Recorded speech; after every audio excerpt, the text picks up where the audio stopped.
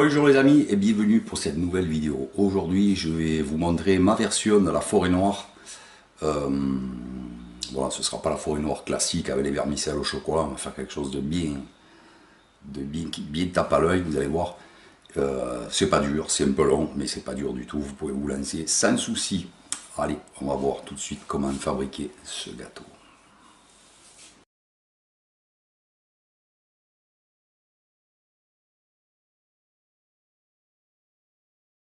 On laisse refroidir un peu le beurre. Ensuite, quand le beurre a pris, comme ça, un peu refroidi, qu'il a durci, on met un peu de farine au fond du moule.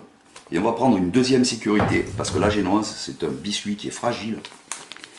Et en faisant comme ça, on évite toute éventualité d'accrochage.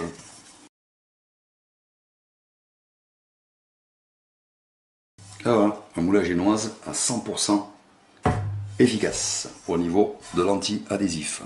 Alors, j'ai mis mes œufs déjà dans ma cuve de batteur. Alors, je vous explique, normalement, la génoise, on apprend à la monter au bain-marie.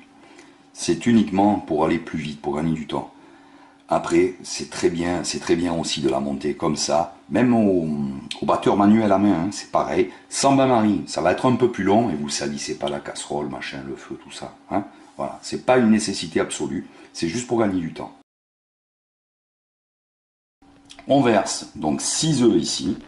Je verse mes 180 g de sucre, 30 g par œuf.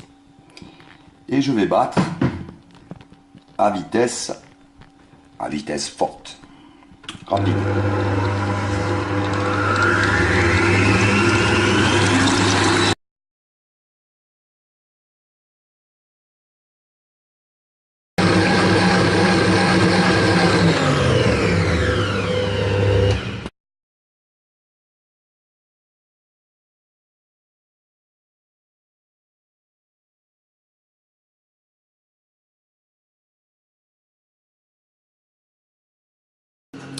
Ensuite, on prend sa farine qu'on va tamiser au-dessus de notre mélange là.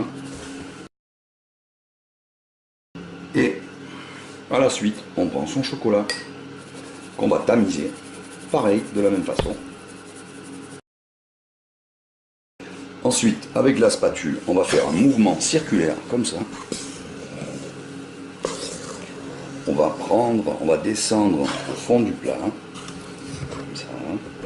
On va remonter et renverser comme ça vers le centre.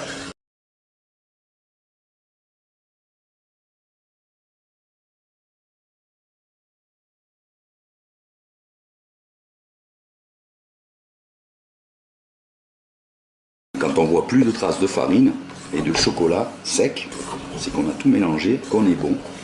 Et à ce moment-là seulement, on peut arrêter de mélanger. Il ne nous reste plus qu'à verser dans le moule, délicatement. Voilà, quelque chose de très onctueux.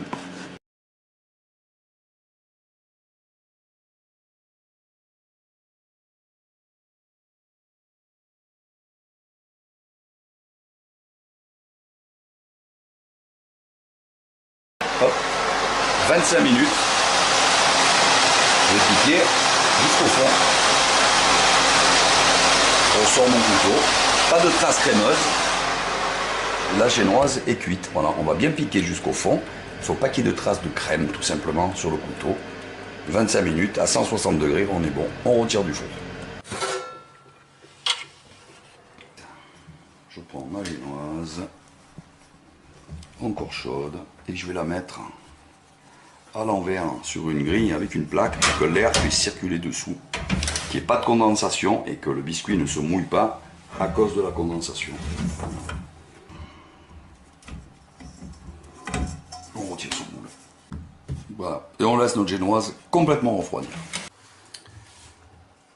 Alors, pour mon sirop, je vais mettre à bouillir un quart de litre d'eau. Facultatif, on va mettre un peu de rhum. Je vais mettre les 3/4 d'un bouchon, pas plus. Parce que j'aime pas trop l'alcool. Sinon on pourra en mettre 2-3 bouchons. 120 g de sucre, ce moule. une cuillère à café de chocolat. Tout bêtement.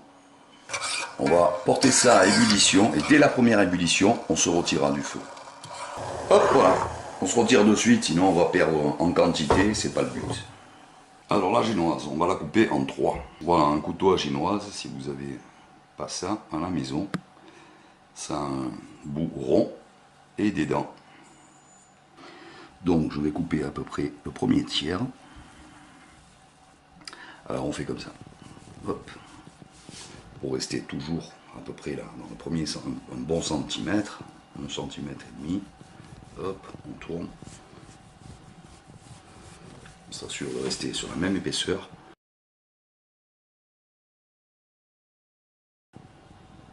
Et après, on passe le couteau comme ça. Normalement, c'est fait déjà. Première partie. On débarrasse et on s'attaque de la même façon à la deuxième. Hop.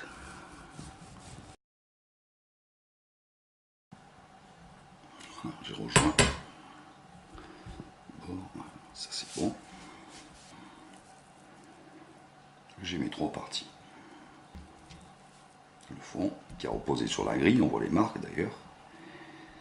Mon centre et mon dessus. Voilà, ça c'est fait. Alors, on va préparer la première crème. Mon petit saladier a passé quelques minutes au congélateur pour booster la montée de la crème. Je mets mes 135 g de crème. Et je commence à monter doucement à petite vitesse pour pas en foutre partout. Voilà, quand la crème a pris un peu de consistance, ça sautera moins, on peut augmenter la vitesse.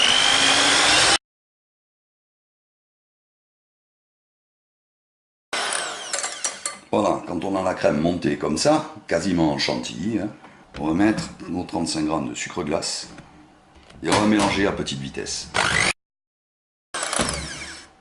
On va ajouter dedans 125 g de framboises. J'appuie un peu sur les framboises pour faire sortir un peu de jus et faire rosir un peu la crème. Je mets ça provisoirement au frigo. Alors, un fond de tarte est bien pratique après pour bouger son gâteau, machin, et le mettre directement sur son plat de service. Si vous n'avez pas, vous pouvez directement commencer sur le plat de service et le nettoyer après. Alors, je vais commencer par prendre le fond de ma génoise. Je vais imbiber avec mon sirop refroidi. On fait bien le bord. C'est important, il ne faut pas avoir un gâteau sec. Voilà. On s'assure que le sirop et le gâteau donc est froid. C'est pour ça que je laisse refroidir le sirop. Parce que je vais mettre ma crème dessus. Si le sirop était chaud, eh bien, elle va retomber automatiquement. Je casse encore un petit peu mes framboises pour qu'elles libèrent de la couleur et de l'arôme dans la crème. Normalement, traditionnellement, la recette, c'est les griottes au sirop. Mais j'aime pas du tout ça. Mais alors, pas du tout. Donc je mets des framboises et là l'échange d'arômes chocolat-framboise c'est magnifique. Je vous garantis, vous ne regretterez pas par rapport aux griottes. Si toutefois vous mettez des griottes au sirop, sachez qu'il faut bien les égoutter.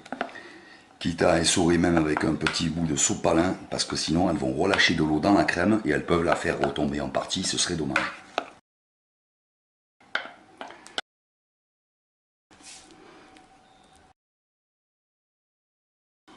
Hop, on égalise un petit peu. On va prendre le centre de la génoise. On va le poser dessus. Et on va finir par une couche de sirop à nouveau. Voilà. Et il nous reste du sirop pour le dessus, pour la finition après. Voilà.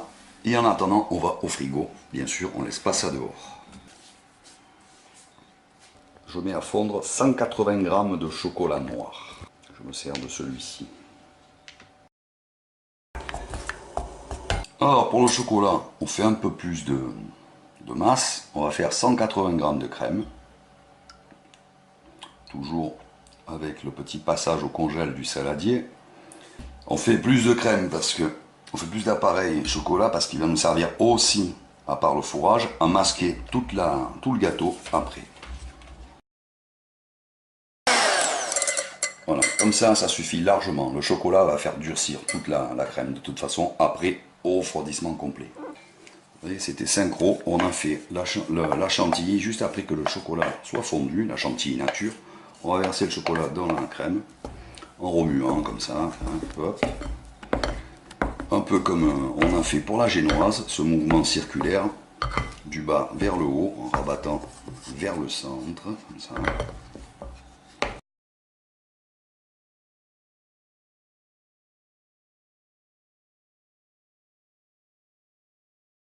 Alors là, il faut quand même aller vite pour fourrer et finir le gâteau, pour pas que le chocolat durcisse. La crème durcit, là, la mousse. Et après, c'est très difficile à travailler. Donc voilà, on obtient une belle mousse au chocolat, comme vous voyez. On ressort notre gâteau. On va mettre une grande partie, à peu près les 2/3 de la mousse. Voilà, je garde en gros ça. Ça servira à masquer le gâteau. On avait imbibé, hein, je vous rappelle là. Après, si on voit qu'on est light, hein, quand même, on en remet un petit peu. Hein. Alors ici, j'ai une dépression. Quand j'ai coupé ma génoise, j'ai légèrement obliqué. Donc, je vais compenser en relevant un peu avec de la crème. Ce qui fait que mon chapeau de génoise, hop, il va se surélever et rattraper la dépression que j'ai créée un petit peu. Voilà. Je prends mon chapeau et je le mets sur mon gâteau.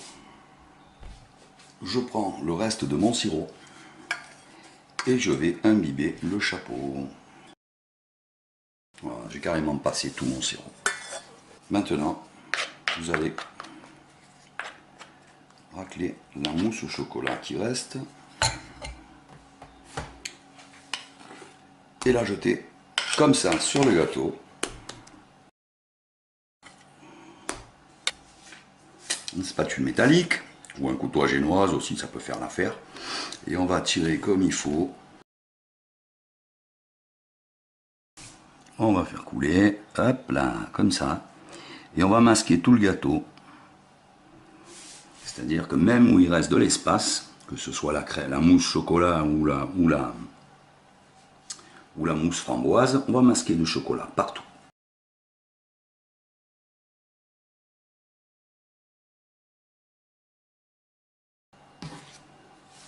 Voilà, on a masqué complètement le gâteau, il va nous rester à faire les copeaux, de gros copeaux au chocolat pour la déco maintenant. Hein. Alors le masquage, c'est vraiment un masquage, hein.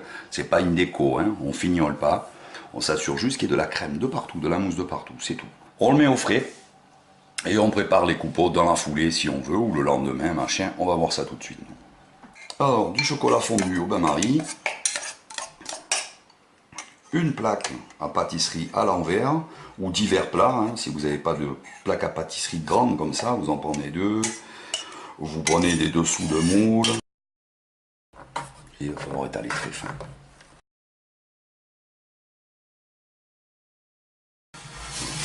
Pour l'épaisseur, en gros, ce que ça fait, c'est très fin hein, quand même. Hein.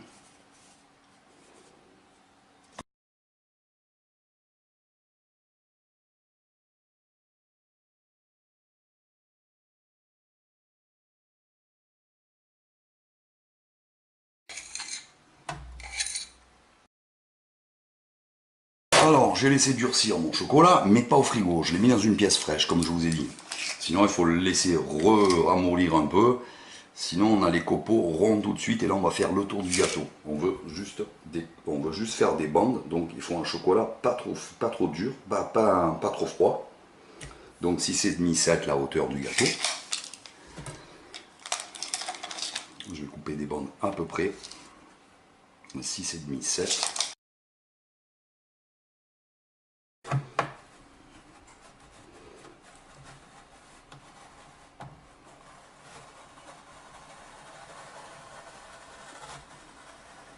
Alors mon chocolat il est même un peu dur.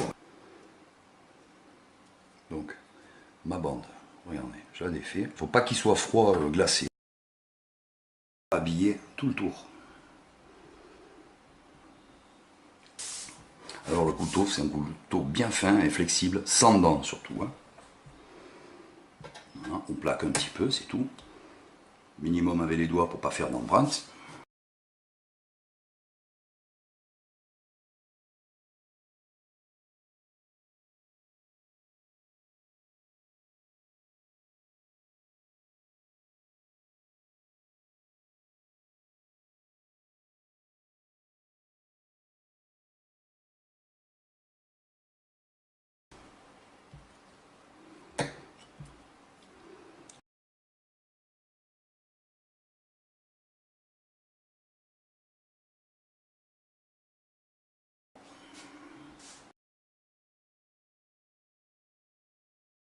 On va récupérer et gratter tout ça.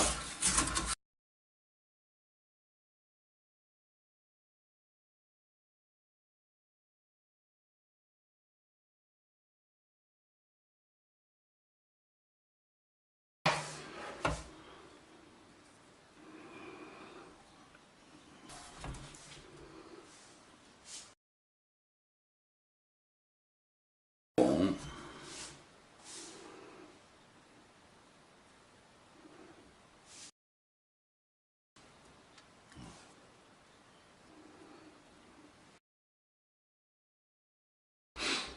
Hop, bande. Et je continue. Alors, certains copeaux, je vais les ouvrir pour gagner en surface de camouflage.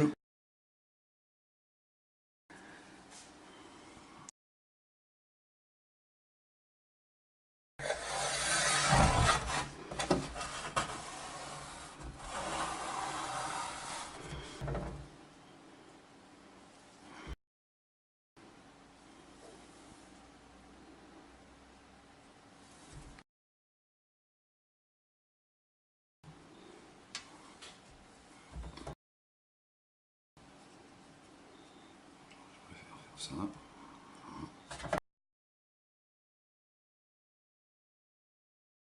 Après, si on veut encore du chocolat en tablette et avec un économe, on parsème un petit peu. Alors, je l'ai mis sur mon plat de service, je me suis remis dans le propre, hein, avec une spatule, je fais passer sous mon... J'ai toujours mon fond de tarte dessous, hein, pour la récupérer. Hein. Mon fond de tarte en fer. Hein. On voit ici. Hein. Alors, l'incontournable petit coup de sucre glace, c'est ce qui va tout faire ressortir. Léger, hein. Un flocon de neige. Voilà les amis, pour une forêt noire à gros copeaux. Hein, voilà, on n'a pas fait le style chantilly avec vermicelle au chocolat, c'est assez courant. Là, je vous ai montré un truc que je faisais dans un restaurant étoile Michelin. Donc c'est un bon gâteau. Hein. Sur ce, je vous souhaite à tous un bon appétit ou un bon goûter. Et je vous dis à très bientôt pour une prochaine vidéo. Ciao les amis, hasta la vista.